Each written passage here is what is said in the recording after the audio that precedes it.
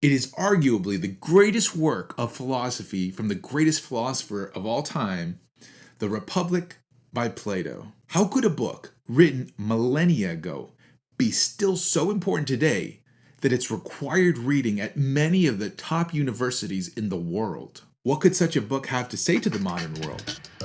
Let's consider.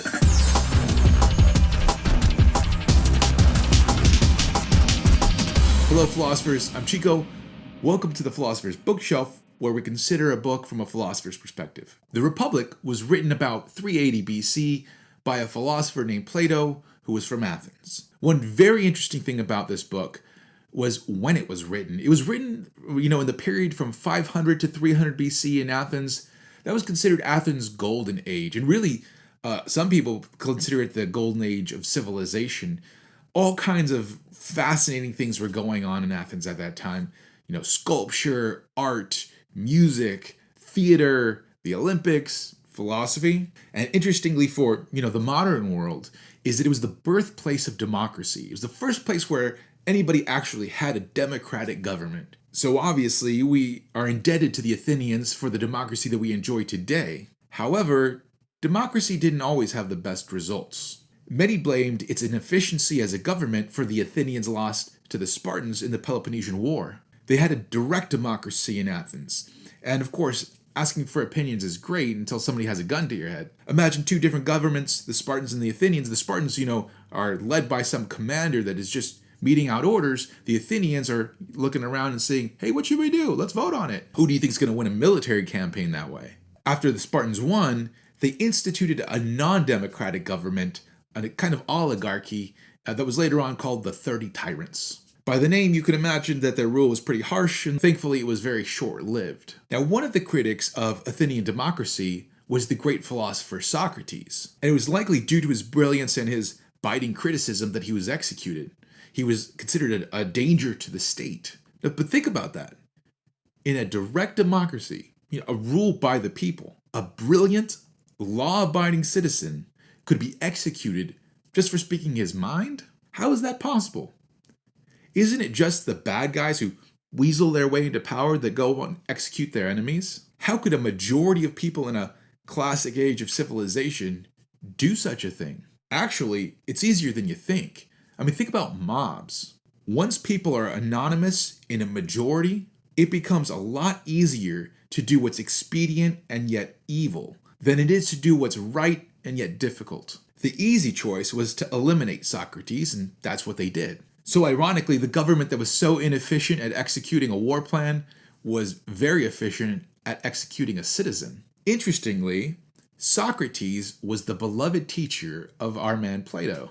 So Plato got to see firsthand how democracy can be at one time a very inefficient government and at another time a very unjust government. In the Republic, Plato poses some of the most difficult questions for a democracy. In fact, this is a big reason why democracy was really frowned upon until about the 18th century. People considered it mob rule. Now, you may think, well, the world is going towards democracy, right? We've shown that it's the best form of government. So Plato must either be a kook or an enemy of progress. Well, interestingly, in the United States, where most people think, is the birthplace of the modern democracy, our forefathers took steps to ensure that it wouldn't be a direct democracy, but more of a republic. And a great part of their trepidation at allowing it to become a democracy can be seen as stemming from this book, Plato's Republic. And in France, which followed almost immediately on the footsteps of the United States in democracy, we saw a lot of those very fears about mob rule enacted in Robespierre's Reign of Terror. So one reason why it's so important for us to read Plato's Republic today is that it presents crucial insights into some of the possible drawbacks of democracy. If we're going to go on and continue to practice democracy, which I'm not saying we shouldn't, but if we're going to do so, we want to be aware of those pitfalls and hopefully avoid them. A second reason it's so important for us to read Plato's Republic today is that it perspicuously investigates two questions that are so important for all of us. What is justice and why should we care? One of the most important things that we worry about all the time is how should we live together? We can't live without each other. There are some sharks that are born natural killers. It's sort of like, thanks for the gestation period, mom, I'm out. For us, we're born weak and feeble. We need somebody to care for us. And once we grow up, we need other people to do certain jobs so that we can do our jobs. We need a whole society. But then again, we're constantly getting into each other's way. The very fact that you exist means that you take up some space that I can't take up, even if I wanted to. The breath that you breathe is oxygen that I can't use. The very food that you eat is food that I can no longer eat unless I'm pretty nasty. So how should we live together? What's the right way? That seems like a really important question for us, and possibly just as important is why should we care? Let's say there is a right way to live with each other, and let's say we can even figure that out. Now what?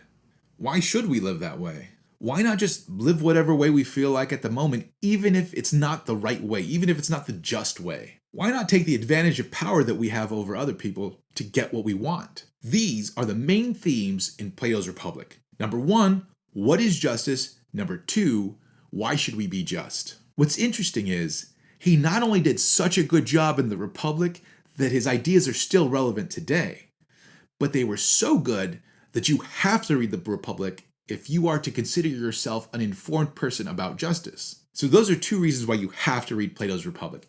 Number 1, he talks about democracy and warns us of some stuff that we might encounter. And number 2, he talks about 2 questions that are very important for us. What is justice and why should we care? What is the book like then?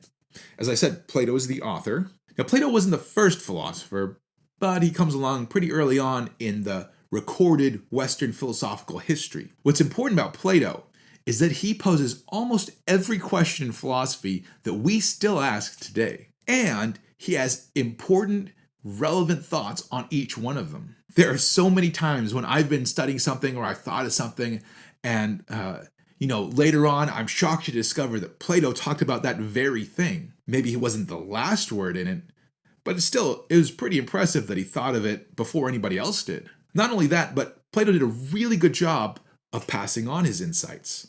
So he started a school called the Academy that for a long time after he died was very important for philosophers.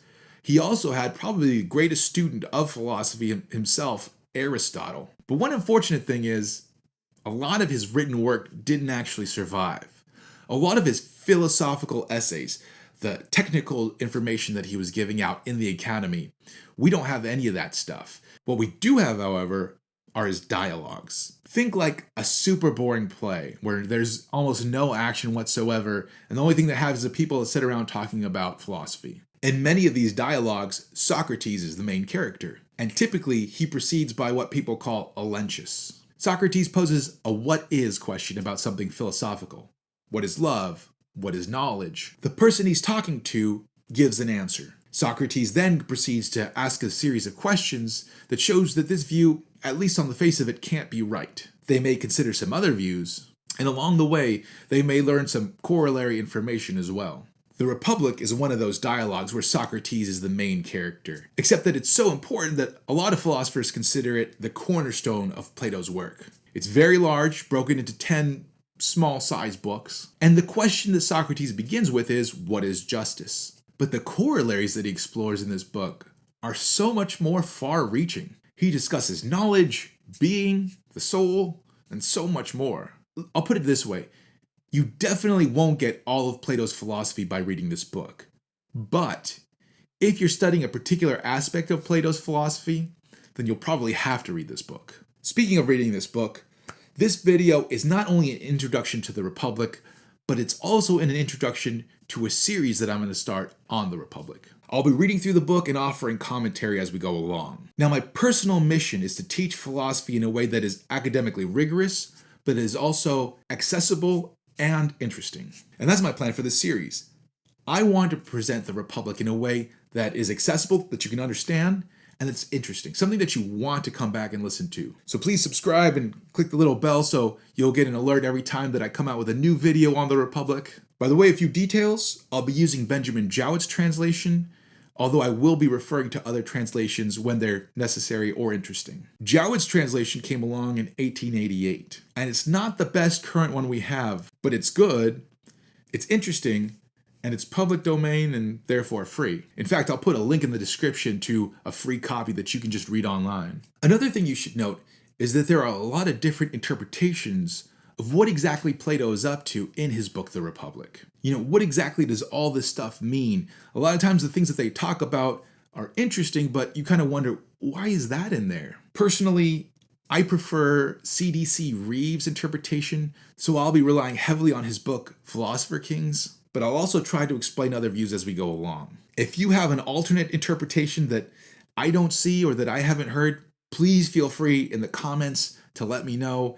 I'll pin them so that other people can see, and maybe even make another video so that we can get a good study of Plato's Republic going. Well, that's all I got by way of introduction for Plato's Republic. Don't forget, I have a link in the description for a place where you can read Plato's Republic for free. And also, please don't forget to subscribe and click the bell so you can be alerted every time I put a new video going through what is possibly the greatest philosophical work in history. I look forward to going through this work with you together, and I'll see you on the next video.